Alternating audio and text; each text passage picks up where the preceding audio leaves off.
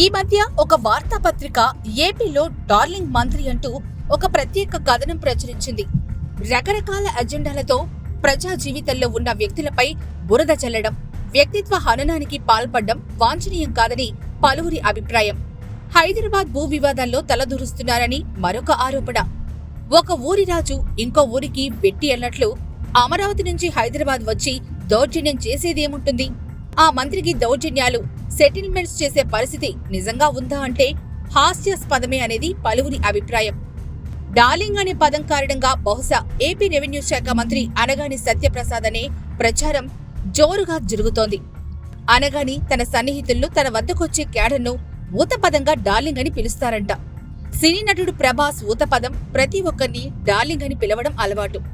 BC సామాజిక వర్గానికి చెందిన అనగాని సత్యప్రసాద్ అవివాహితుడు, వివాదరహితుడు, పార్టీకి వీర విధేయుడు. నిత్యం పార్టీ క్యాడర్కు అందుబాటులో ఉంటారని, తన వద్దకొచ్చే వారిని డార్లింగ్ అని పలకరించడం, వారికి కావలసిన పనిచేసి పెట్టడంలో ప్రత్యేక శ్రద్ధ తీసుకుంటారని చెప్తారు.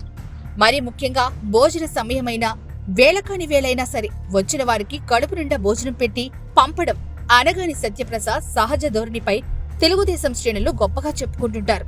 కార్యకర్తలను కడుపులో పెట్టుకుని చూసుకోవడం, వారి పనులను తన సొంత పనిగా భావించడం అనగాని సొంతమని పార్టీ కేడర్ అభిప్రాయం.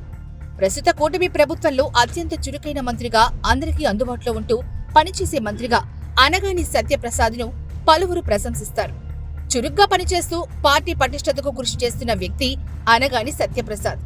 తెలుగుదేశం పార్టీ ప్రతిపక్షంలో ఉండగా నిర్వహించిన పలు కార్యక్రమాలు విజయవంతం చేయడంలో అనగాని పాత్ర విస్మరించలేం.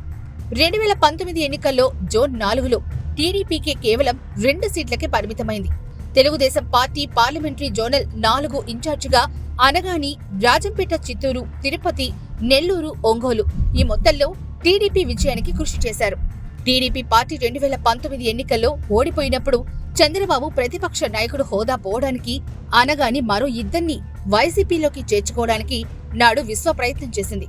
ఆ కష్టకాలంలో పార్టీకి చంద్రబాబుకు నమ్మిన బంటుగా నిలబడ్డారు. నేటికి అదే ఒరవడి కొనసాగుతోంది. తనకు పెళ్లి, పిల్లలు, కుటుంబం లేదు.